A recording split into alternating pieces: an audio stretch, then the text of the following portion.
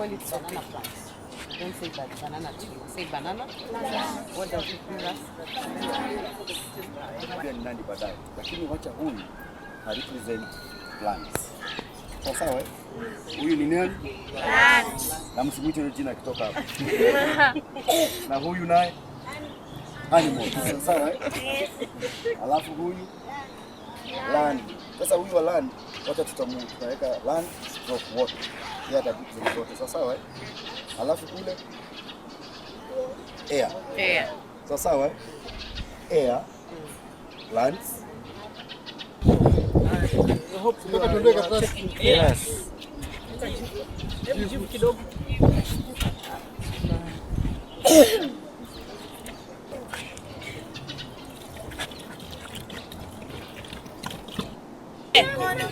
What a chairman. Where? Virginia. We call it banana plants. Don't say banana tree. Say banana. What does it mean?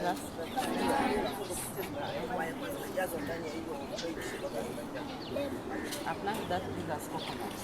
What is it called? Don't have coconut.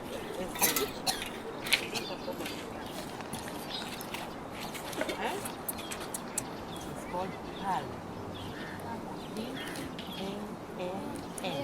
Palm. Palm tree. Palm gives us what?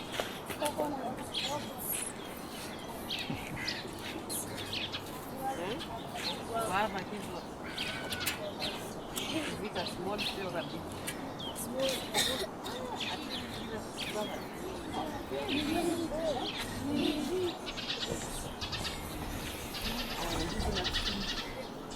Indigenous trees. Example of an indigenous.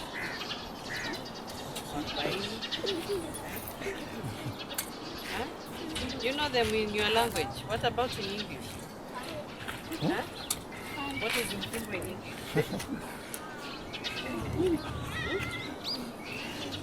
Mwarubaini, what is it in English? Yes.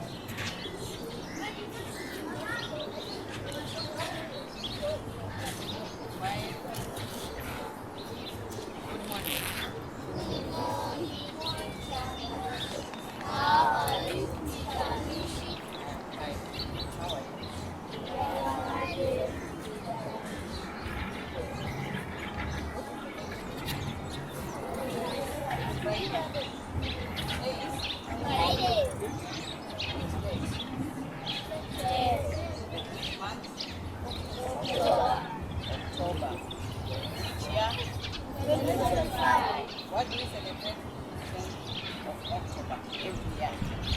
Mazingira. What does it mean when we talk of Mazingira? Education Day. Education Day. Plantation. Eh? Is it plantation? Mazingira in English. What is Mazingira in English? Environmental. So during environmental day, what are you supposed to do? Have you ever planted trees? Where? At school? Yes. What about at home? How many have their own trees at home?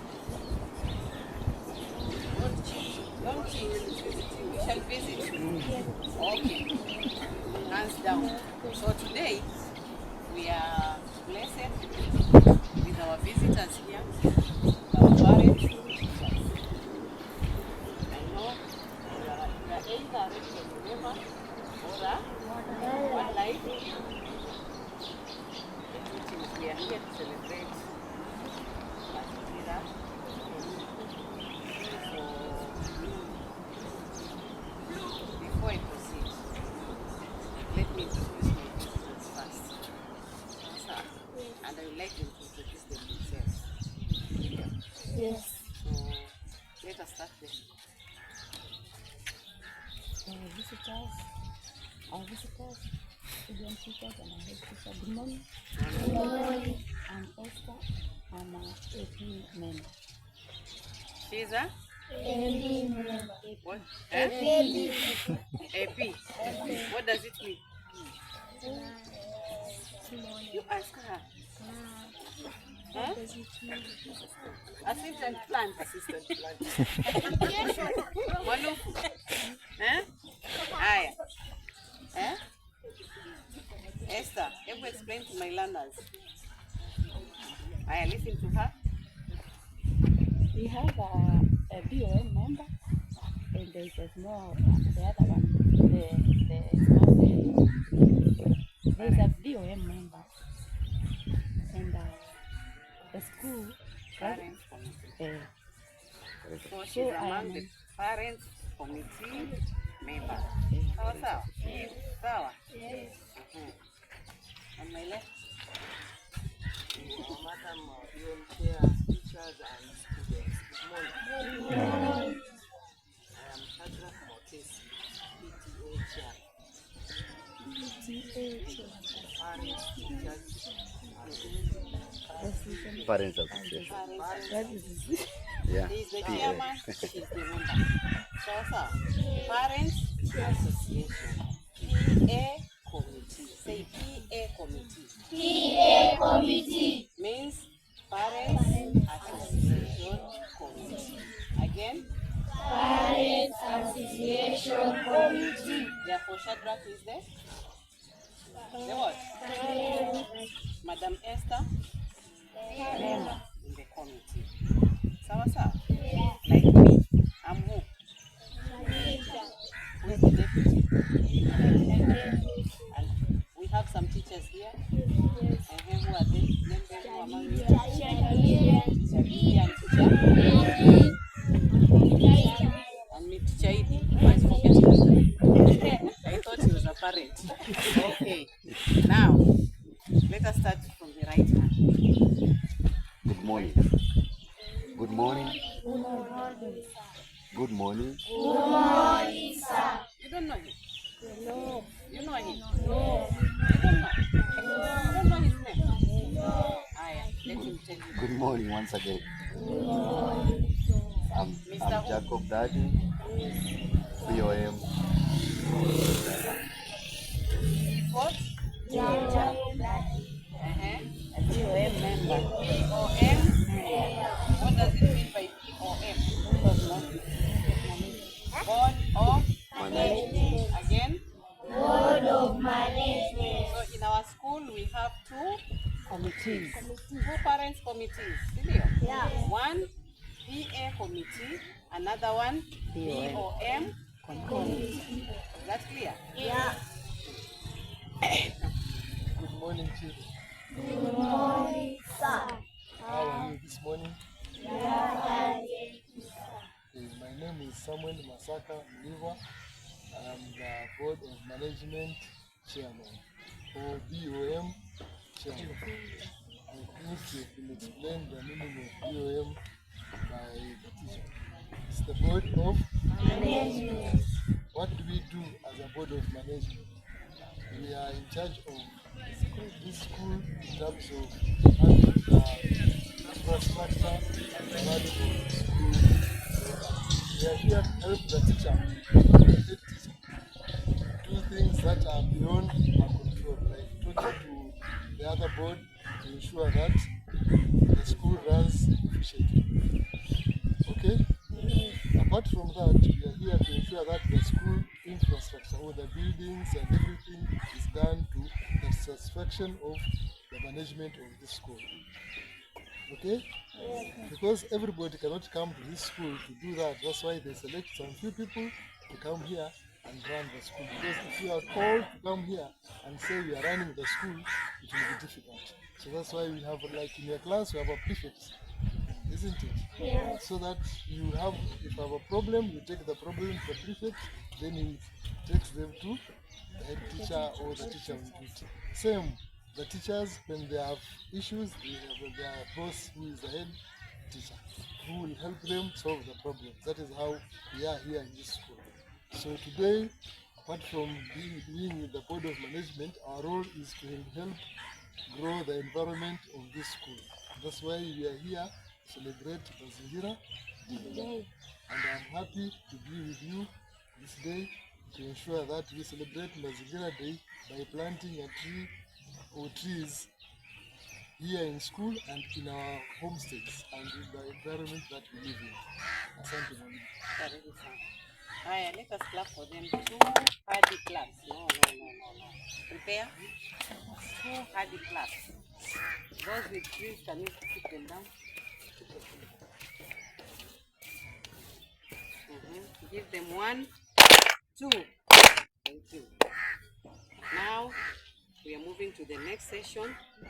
We have Mr. Jacob Daddy.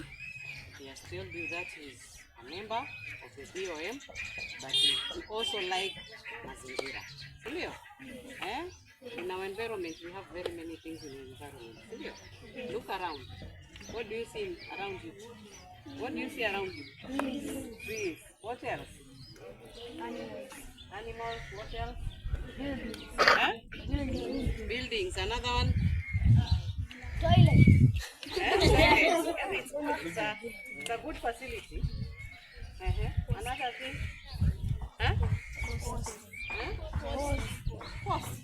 Post of what?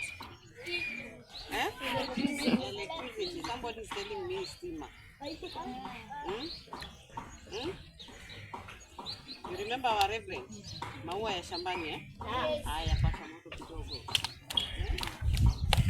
Maua ya shambani yanamea, maua ya shambani yanamea, na ndege wa angani wanaruka, na ndege wa angani wanaruka, na mimi na wewe twafurahia Mwokozi, na mimi na wewe twafurahia Mwokozi.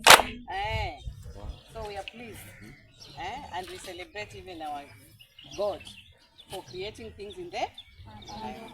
We have the trees, we have the birds, so we need to take care of them. Now let me hand over to Mr. Jacob for a 5 to 10 minutes session on importance of tree planting and importance of trees. Welcome. Nafikiri unanipatia ile moja nzito. Haya, twende moja. Good. Asante. Kama mlivyoambiwa, jina langu naitwa Jacob Daddy. Kando na kwamba mimi ni BOM, chunga mtu usimvunje. Ninafanya kazi na shirika. Maana nilikuwa nimesema ikae simame hapo chini. Ninafanya kazi na shirika linaloitwa Amara Conservation. Amara Conservation ni shirika ambalo linafanya uhifadhi wa misitu na wanyamapori kupitia haswa katika njia ya elimu. Na haswa hicho kitengo cha elimu ama conservation education, hiyo ndio department ambayo mimi ninashikilia. Na mimi ndio ambaye ninaongoza hiyo kikosi. Sawa eh? Na katika eneo hili la Tsavo yote. So leo nilifurahi tu nilipo ambiwa kwamba tuko na siku ya mazingira.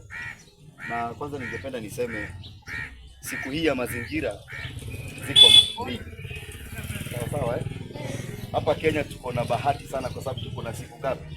Mbili za mazingira. Kuna moja international na moja national. Nikisema national mnaelewa nasema nini eh? Ya kitaifa, si ndio? Kuna yetu hapa Kenya ambayo ni leo tarehe 10 mwezi wa 10. Lakini kuna ile international ambayo inaitwa World Environment Day. World Environment Day ambayo huwa inakuwa celebrated lini?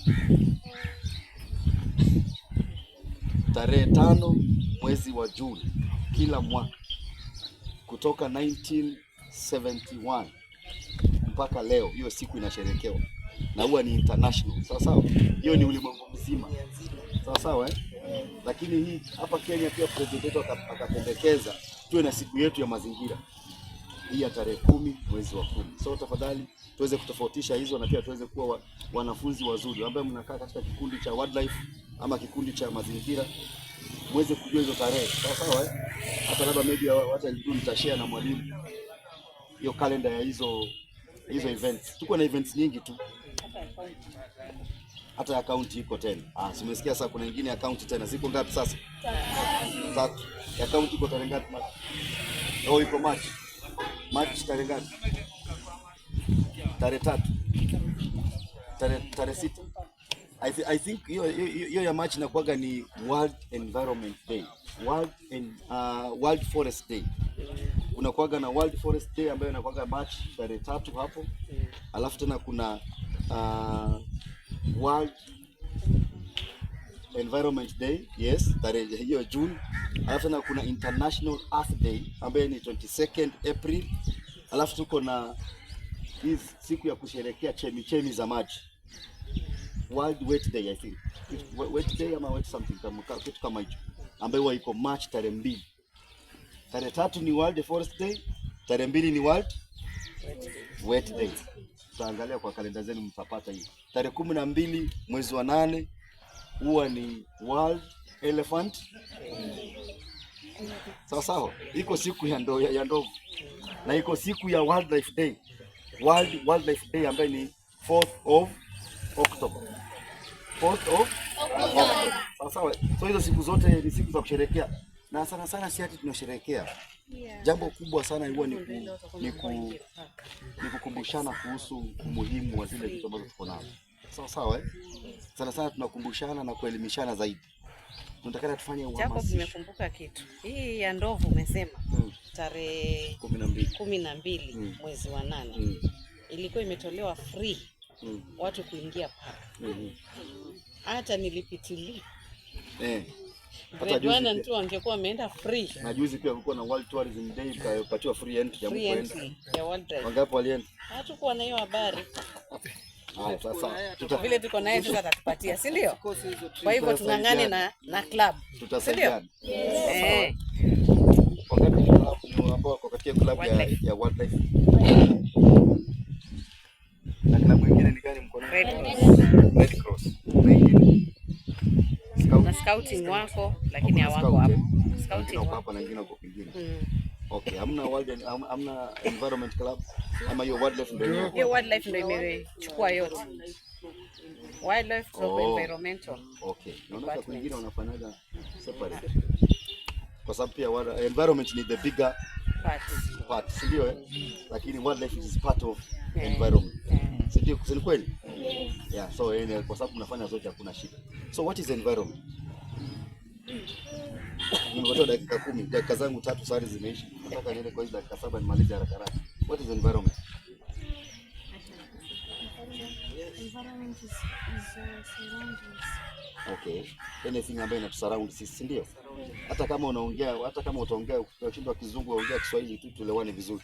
Maana tunataka tutoke hapa tukiwa tumeelewa ni nini tumesema. Sawa eh? Sisi nikatumia Kizungu mingi ama tukatumia Kizungu mingi alafu mwingine akatoka hapa na kitu. Hata akiulizwa ulisema nini leo hajui. Sawa eh? Mazingira ni yale, ni kila kitu ambacho kinafanya nini? Kinatuzunguka. Sawa. Na kuna vitu mingi sana zinatuzunguka. Lakini mimi nitazifanya kwa uchache sana. Kwa dakika chache sana nataka nizinyange. Nizikusanye. Nisifanye grouping. Sawa eh? Nifanye nini? Grouping. Kuna 5 components of environment. 5 ama 4. Wengine wanasema 4, wengine wanasema 5. Naomba mnitajie. Naweza jua hiyo 5 components. Ni grade ngapi? 5 lazima mnajua, I think. I don't know kama CBE iko na hiyo mambo, lakini what I understand kama kuna hiyo somo ya 5 ya mambo environment ambayo ina mention 5 components of environment. Mko nazo? Mnazijua hizo 5 components of environment? Okay, number 1, air. Number 2, land. Number 3, water.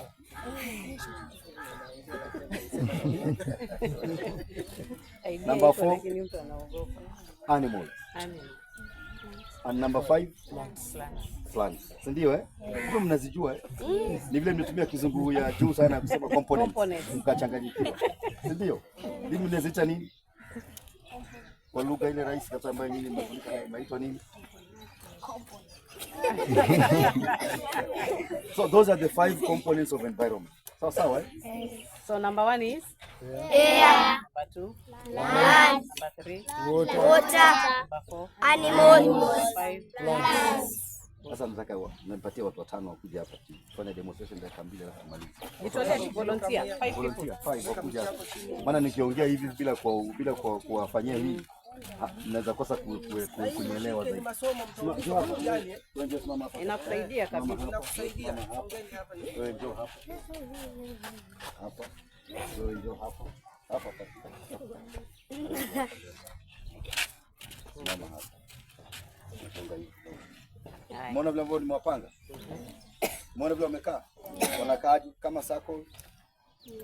Tena kama plus. Si ndio eh? Wanakaa circle. Rudi nyuma kidogo. Asante. Wanakaa kama circle. Tena pia wanakaa kama plus. Si ndio? division, Kama divide. yes, Ingine times, times. Kila kitu si ndio?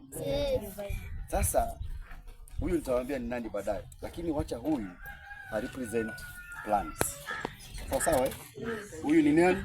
plant, Na msimuite hilo jina kitoka hapo. Na huyu naye animals. Sawa eh? yes, Alafu huyu land. Sasa huyu wa land wacha tutaweka land stroke water. Yeye atakupa zote. Sawa eh? Alafu kule air. Sawa eh? Air, plants, animals, water, stroke land. Huyo katikati mwache hivyo. Nitawaambia ni nani. Sawa eh? Sasa nataka niulize swali rahisi tu. Katika hizi vitu ambazo tumetaja hapa, vile ambavyo wamekaa hivi, kuna mmoja anaweza ishi bila ingine? Asante, unataka kujibu vizuri, nyosha mkono. Sema. Inaweza ishi bila ingine hapa? Hakuna, si ndio? Tukiondoa plants. Si tusema hii ni plants. Tukiondoa plants, air, animals, water, land watakuwa sawa? no, Na tukiondoa air, times, na tukiondoa animals, hawa wanaweza survive? Na tukiondoa land na maji, hakuna maana takuwa, si ndio eh? Sasa hivyo ndivyo mazingira yalivyo kwa ufupi. Hivyo ndivyo mazingira yanategemeana 100%. Kuna vile plants anategemea mnyama. Na mnyama kuna vile anategemea nani? Na kuna vile plant inategemea hewa. Na hewa lazima inategemea nani? Na kuna vile huyu plant anategemea maji. Na maji na ardhi wanategemea nani? So hakuna vile ambavyo hata mmoja anaweza kosekana. Hivi ni kumaanisha kwamba lazima wote wakue, tena wakue kikamilifu. Si ni kweli? Wawe kikamilifu. Lazima tuwe na misitu ya kutosha ndio tuwe na hewa safi ya kutosha. Si ni kweli eh? Lazima tuwe na misitu ya kutosha ndio tuwe na wanyama wengi wa kutosha. Pia tukiwa na misitu ya kutosha tutakuwa na maji na ardhi yenye rutuba. Maji yatakuwa kwa wingi na rutuba itakuwa wingi kwenye ardhi yetu. Sawa eh? Kwa hivyo hapa zote zinategemeana. Hata yule ndege, yule mwasuisui, unajua mwasuisui? yes, Ako na kazi muhimu sana anafanya. Kwa mfano sasa tuchukue tu mfano rahisi. Hapa tuko na mnyama. Sawa. Huyu mnyama kuna agents of pollination ambao wanatumika kufanya pollination. Wacha niseme agents, sio agents kwa nini? Mawakala. Wanaitwa hivyo kwa Kiswahili. Agents of pollination utakuta tuko na nini? Insects, nini ingine? Wind. Insect, wind na maji. Na maji, water. Si ndio? Hao ndo agents of pollination. Na wote wako hapa. Wametajwa hapa. Insects wako hapa kwa wanyama. Water tumetaja iko wapi? Na wale wengine tumetaja ni nani? Plants. Wind iko wapi? Kwa air. So unakuta either wind ama an insect ametoka hapa amekuja kwa plant akaja akasaidia plant kufanya nini? Pollination. After pollination, process inayofuata inaitwa fertilization, si ndio? Yes. After fertilization kunatokezea tunda hapa, si ndio? Yes. Tunda likitokezea, another animal anakuja anakula lile tunda. Akikula lile tunda anasambaza ile mbegu, si ndio? Inaenda kwingine, si kweli? Unakuta mahali ambapo anaenda kuangusha. Si unajua kuangusha inamaanisha nini? Akienda akiangusha anasaidia ardhi mara mbili. Jambo la kwanza, mpaka hapo umeelewa? Animal ameibeba vipi? Amebeba tunda vipi?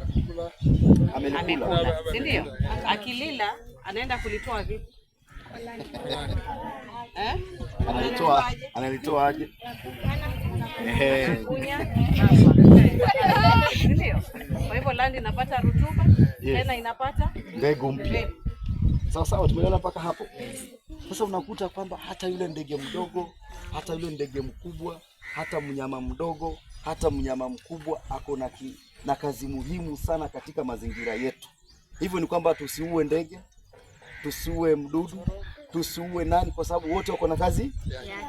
Kila mmoja ako na kazi yake. Sawa. Kila mmoja ana kazi yake. Ana kazi yake. Kwa mfano acha nichukue mnyama mkubwa tu kama ndovu. Labda mnaweza sema wanyama wengine wanakula wenzao. Wacha tuchukue mnyama mkubwa kama ndovu. Ndovu akienda choo. Sawa? Ndovu mkubwa akienda choo anaangushaga balls. Ndovu aliyekomaa huwa anatakana aangushe 13 balls. Sawa? Ile mdogo anaenda up to 7, 8 hapo. Na kila choo ya ndovu 40% ya choo ya ndovu inatoka undigested. Undigested inamaanisha kwamba haijasagwa. So kama ndovu amekula matunda ya mpera sijui ama watermelon exactly hata ilikuwa natafuta. Akikula watermelon kasigau.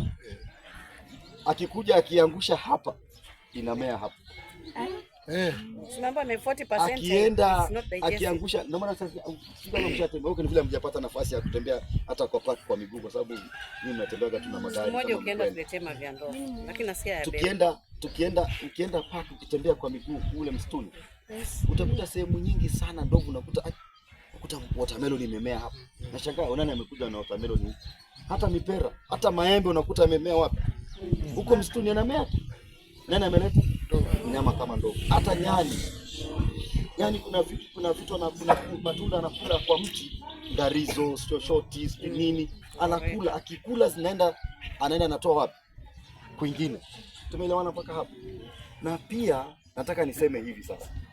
Kwa haraka tu. Kuna miti ambayo inaitwa indigenous trees. Kama huu mtu kwa nyuma yetu. Unaitwa nini?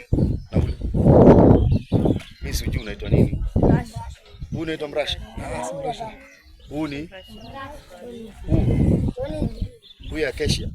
Inaitwa acacia. Sasa sawa hii inaitwa acacia hii. Huu hapo ndo nauliza huu. Huu mti nani anaweza panda huu? Nani ashapanda huu mti? Kuna mtu ashaipanda huu mti? Ulikutwa hapa. Si kweli? Na kuna mtu unaitwa mtunguru. Nani anaujua? Unajua evergreen, si ndio? Kwa evergreen huo mtunguru. Bila hapa karibu hakuna. Na kuna mwingine unaitwa mchariso. Yaani miti ya kienyeji kabisa. Mchariso ule pale. Ule kibanda hapo. Kwa ule kibanda ule hata huo ule pale. Kwanza ndio mfano mzuri kabisa. Ule mti kama ule. Na huu hapa tena. Hapo nje. Sasa nataka niwaambie, unaona mti kama ule? Nani anapanda mti kama ule? Nani huwa anapanda nyasi hivi huko ndani porini? Hivi sasa mvua imenyesha saa hizi.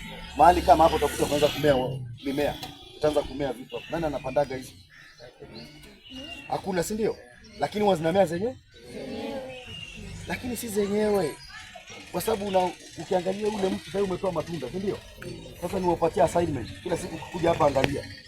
Unaweza shangaa ukakuta aina moja ya ndege ndio anakula ile matunda.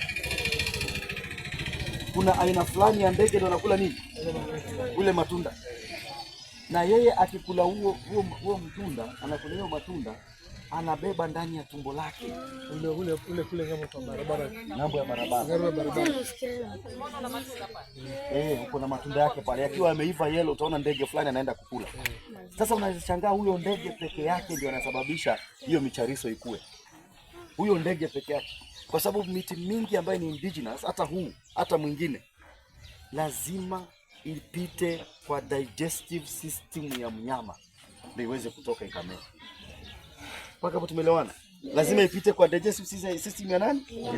Hata digidigi, kuna nyasi anakula, anaenda anatoa mahali, anasababisha nyasi zingine zifanye nini? Kupitia kwa yale mavi yake, kwa sababu lazima zipite kwa digestive system ya mnyama fulani, ndege fulani, usifanye nini? Hivi ni kumaanisha kwamba ndege wanacheza kiungo muhimu sana na wanyama pia, si kweli? Sasa unaweza kuta huyo ndege tukimaliza, unaona yule ndege amekaa pale juu. Unaweza shangaa yule ndege tukimuinda, tukimmaliza, hii miti naye inapotea. Ama hii mchariso ifanya nini? Mpaka hapo tumeelewana? So ni lazima tulinde kila kitu. Nimetoa mfano tu wa hao wachache. Kuna miti mingi sana, kama tuacha tu mfano kama ule mpendaburi. Nani anaujua mpendaburi? Kirumbutu. Unaliwa na twiga. Kirumbutu. Unajua ile kirumbutu? Ule unaliwa na twiga. Inaitwa Meria volcansi kwa lugha yake ya kisayansi. Kwa lugha yake ya kisayansi inaitwa Meria volcansi. Sawa sawa eh? Ule mti nani ashaipanda mbegu? Ukamea. Nani ashaipanda? Ile mti utashangaa hakuna mtu, na unaweza panda kweli mbegu yake, lakini imea utakuwa umepata bahati kubwa sana, na utakuwa umeweka maji over 7, 8, hata unaweza weka maji hata 1 year na haijamea kwa mfano. Lakini ile mbegu yake chukua tu, patia mbuzi akule, patia swara akule, ama twiga akule, alafu nenda fuata choo yake. Mbuzi akishakula tu, hata amekula leo, akitoa kesho, chukua hiyo mbegu panda 21 days. Kumaanisha nini? Lazima ipite kwa digestive system ya mnyama. Kuna mtu anaitwa Mkrismas, sisi hapa tunaitaga Mkrismas. Ule pale kanisani. Ile pale ile mkayamba, sio ule unaitwa maua ya Christmas. Christmas ikaribia, tunaona maua mekundu, tunasema ule mti ukitaka kupanda mbegu yake, ule mpaka uchemshe maji. Uchemshe maji, chukua hiyo mbegu yake, ingiza ndani 2 minutes, toa, nenda panda, itamea. Kwa nini unafanya hivi? Kwa sababu lazima ipate moto kiwango fulani ndio iweze kuchoma mpaka ile nini yake ya ndani. Ule kirumbutu uko na ngozi 7 ndani yake. Ile tembe, wacha ile ya juu, ile cover ya juu ukipasua, ile ya ndani iko na nylon kama 7 ndani yake. Sasa lazima upasue kwa makini, ufungue. Upasue tena, ufungue. Upasue tena mara 7. Ndio sasa uweze maji yaweze kupenya mpaka wapi? Kwa ile tembe yake ya ndani ndio iweze kufanya nini? So kuna uwezekano hata ukipanda tembe 100, moja pekee inaweza mea. Kwa sababu nyingi utazikuwa umeziharibu. Umeelewa sasa? Na ile ni ya pili, na ya tatu mpaka ifike 7. So unakuta kwamba wanyama wanacheza kiungo muhimu sana katika mazingira yetu. Lakini sasa wacha niwaambie huyu ni nani sasa. Wacha niwaambie huyu ni nani? Sawa sawa eh? Alafu nimalize. Huyu ni nani sasa, mchaanza kujua huyu ni nani? Kwa hapa juu. Ndege. Yule pale. Sasa huyu ni mimi na wewe. Sio jua. Huyu tumemseparate kabisa. Mimi na wewe. Mimi na wewe. Huyu ni mimi na wewe. Huyo ni mimi na wewe. Mimi na wewe kila siku tunatumia maji. Si ni kweli? Kila siku tunatembea kwa hii ardhi. Very true. Tunalima kwa hii ardhi, si ndio? Mimi na wewe kila siku tunatumia hawa wanyama. Wanatusaidia katika hali ya kuboresha mazingira yetu. Kila siku sisi tunavuta hewa safi kutoka kwa nani? Kutoka kwa miti. Tunakula chakula. Tena pia sisi tunatumia nini? Hewa. Lakini kama kuna mnyama mharibifu duniani, sema mimi na nani? Na wewe. Mimi na nani? Mimi na wewe. Huyu ndiye anayekata miti. Kweli uongo? Kweli. Huyu ndio anayechafua Hewa. hewa. Huyu ndio anayechafua maji. Huyu tena ndio anayeua wanani? Wanyama. Sasa jiulize wewe, uko kipande gani? Uko kipande gani wewe? Ya kuharibu ama ya kutengeneza? Na ukitaka kutengeneza nafasi iko, si kweli eh? So unakuta kwamba huyu akibadilika, hizi vitu zote zinakuwa salama. Tufanye hesabu moja rahisi. Kwamba labda amefanya hesabu, hebu kuna kalamu? Kuna. Wacha basi tuendelee kufanya sote pamoja. Huyu sasa ambaye ni mimi na wewe. Watu wangapi? Wawili. Hapa Berikani. Sawa sawa eh? Tunakata miti miwili kila siku. Kwa siku 7 tumekata miti ngapi? 14. Kwa mwezi mmoja 2 times 30 days 60, si ndio? Watu wangapi hao? Times 1 year 60 times 12 months 720, si ndio? 720 fanya times your age. 720 times your age. Kama uko na miaka 13 fanya times 13 years. Kama uko na 12 years fanya times 12 years. Kama ni 8 years. Hebu jiulize hao ni watu wangapi? Wawili. Tutakuta hiyo miti kweli? Watoto wetu watakuta miti? Na hivyo ndio inavyofanyika katika maisha yetu. Watu wawili tena wakiua wanyama wa pori pia inafanyika hivyo. Na hao ni watu wawili, na watu wangapi ambao wanakata miti kila siku? Wawili. Lakini kwa ujumla sasa hizi ni watu wangapi? Wengi. Si ni wengi sana? Kwa hivyo huyu akibadilika, haya mazingira yataboreka. Si ni kweli? Mazingira yatafanya nini? Yataboreka. Na ndio maana tunajaribu kuwakuza nyinyi mjue kutunza mazingira yetu ama mazingira yenu kwa manufaa yenu leo na baadaye. Mpaka hapo tumeelewana? Nipigeni kofi moja. Asante. Nimemaliza. So mmeelewa sasa ile concept ambayo nimeleta? Kwamba kuna umuhimu sana wa kupanda nini? Na kutunza mazingira. Na jukumu liko kwa nani? Kwangu na kwako, si ndio? Asante. Barikiwe.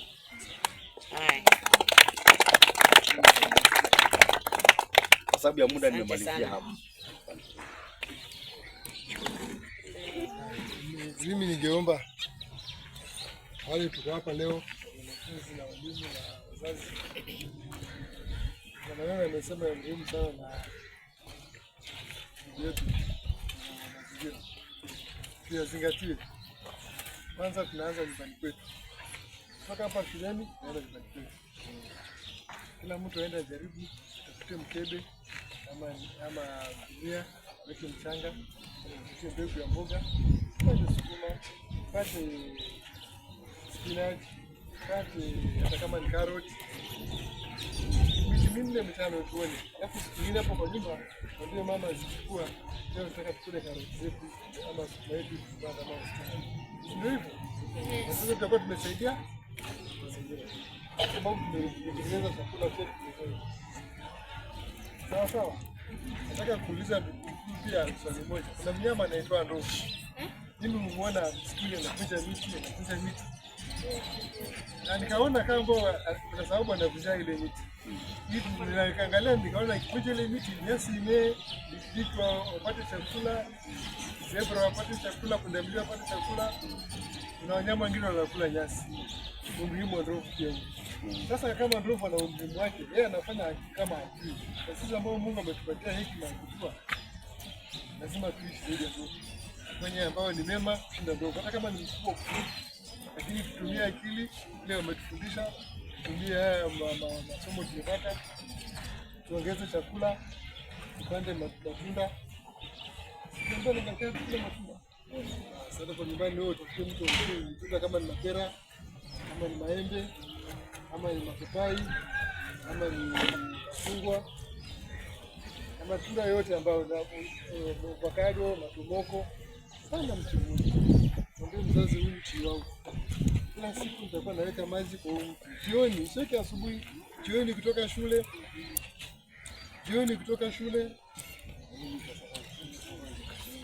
Nashukuru sana wanafunzi na walimu na wazazi.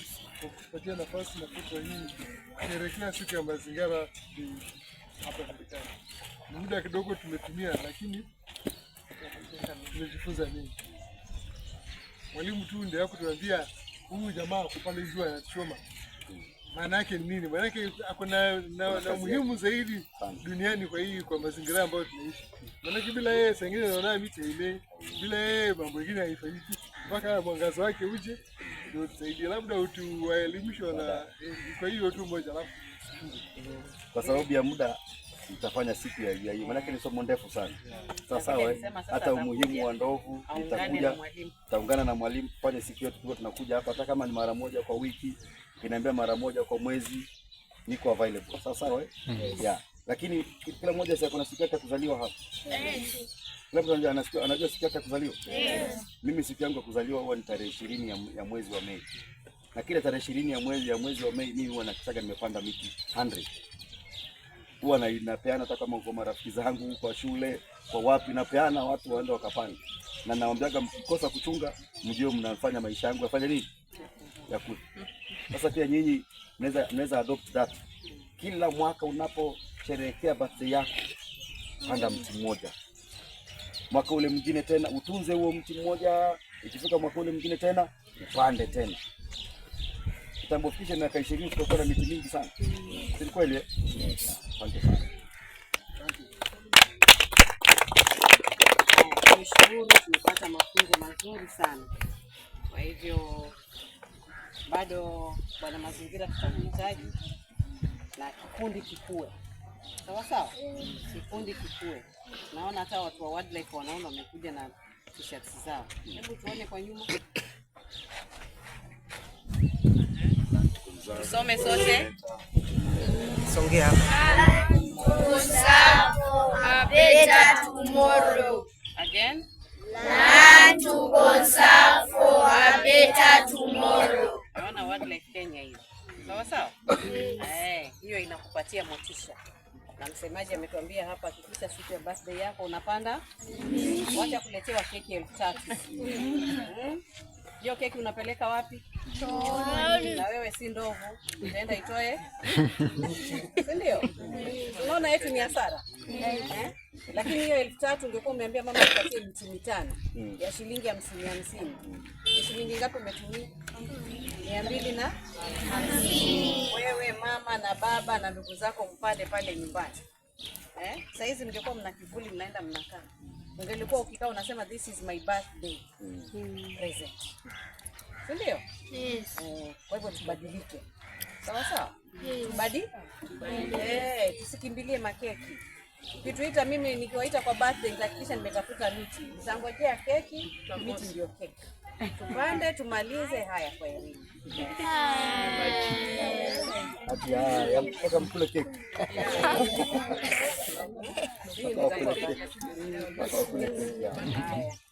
Kwa hivyo tumekuwa na siku njema. Kwa hivyo sasa tumefikia.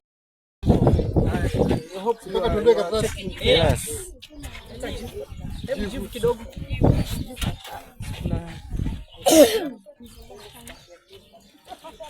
Weka tena. Hebu tuweke. Mwaga tu na nini? Mwaga tu na mkebe hiyo. Hapa kwetu ni kibaya. Hivyo. Sawa kabisa. Changanya kidogo na mchanga. Nilikuwa na beleshi kwa beleshi. Beleshi hapa. Ndio tunachukua picha. Hata si dawa.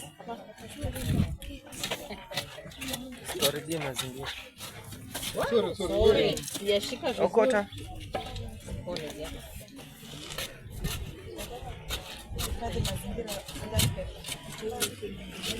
Fungana kidogo. Sawa. Kwa nini tunaweka jivu? Haya, mnauliza kwa nini tunaweka jivu? Wadudu.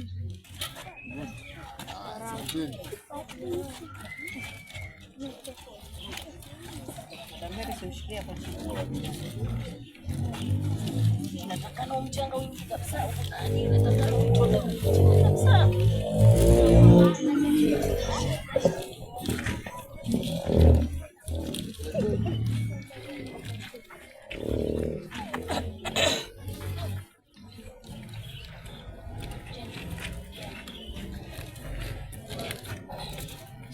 hapo.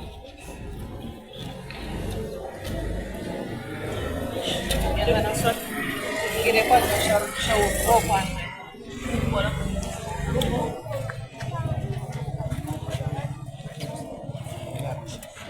Mwaga maji kidogo. Nitaweka unga mwingine.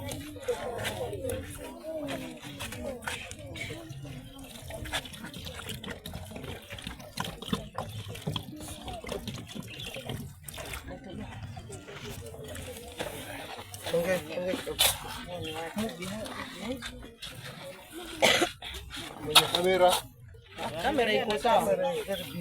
Yuko on. Anajua kazi yake. Weka mchanga tu alafu. We have a channel, by the way.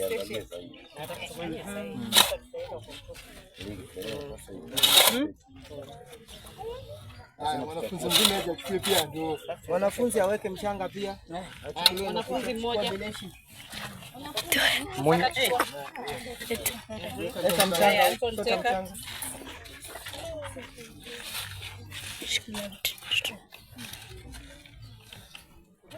Hiyo maji pia ungempatia mwanafunzi mwingine atuwekee. Nataka sing. Kwa hilo gelenda maji hapa. Fikia hapo. Kita huku tutoe na picha vizuri. Haya, Mwaga maji. Round. Amsha kichwa pia uonekane na TV huko. Haya. Maji yamesha. Maji, ongezeni maji sasa. Ongezeni maji kabisa, ikae na maji ya kutosha. Silia.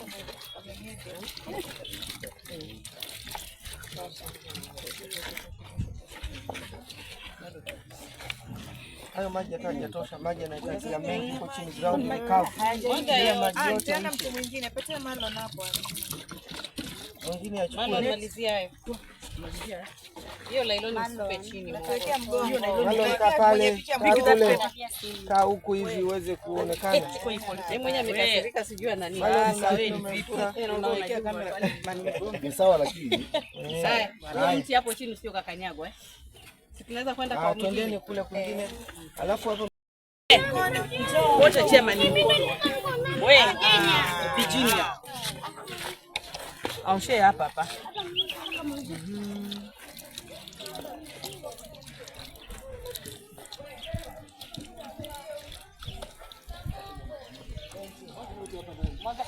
Wote kabisa.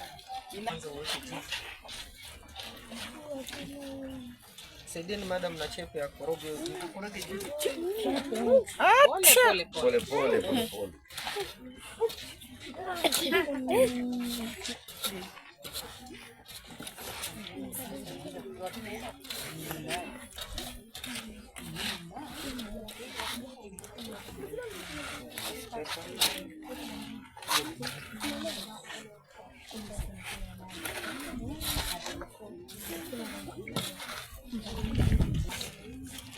Sio kashika matope sana.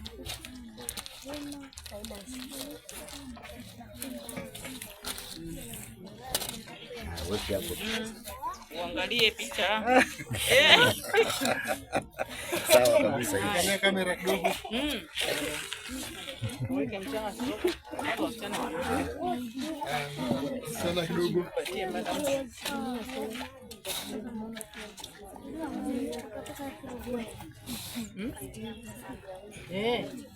Pita pale Malasha wewe mchanga. Msichana ana hepa. Girls wanahepa. Malasha. Wacha pia mimi niweke hivi. Ati girls mnatoroka. Angalia picha basi. Mimi hivi natakana hivi. Ukiwa kwa kazini sio unaangalia picha. Ukiangalia picha unaonekana wewe uko. Yaani atauangalia huu usiife.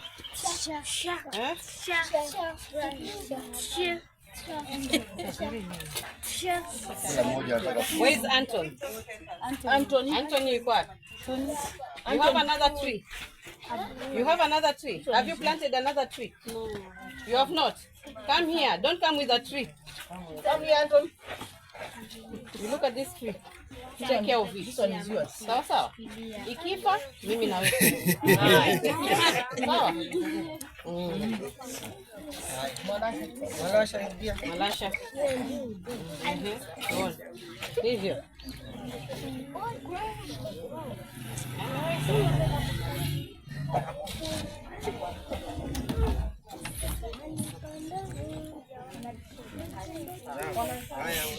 Kwenye maji. Catherine, lete maji. Hizo miti msiweke chini hivyo, tutazikanyaga.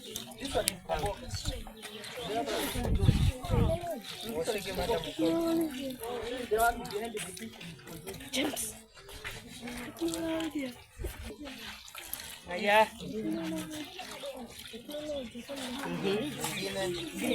Kwa maji.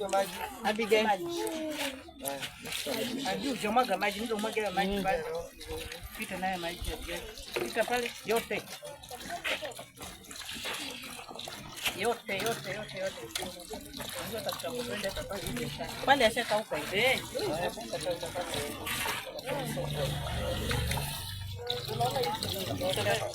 Haya, lakini huu kwa sawa uta. Abigail.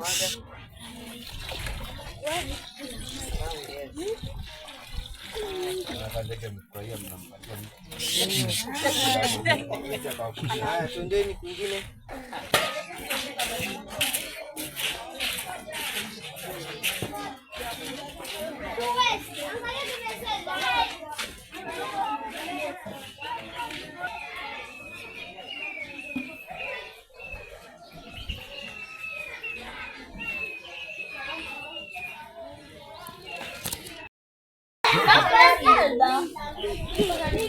Lili anakule peremende, huwa akuli. Alafu kama unanipenda unanipea yako.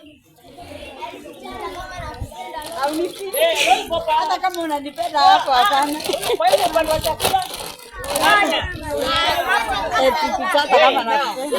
Now, listen, you have seen the t-shirts, eh? So go and convince the party.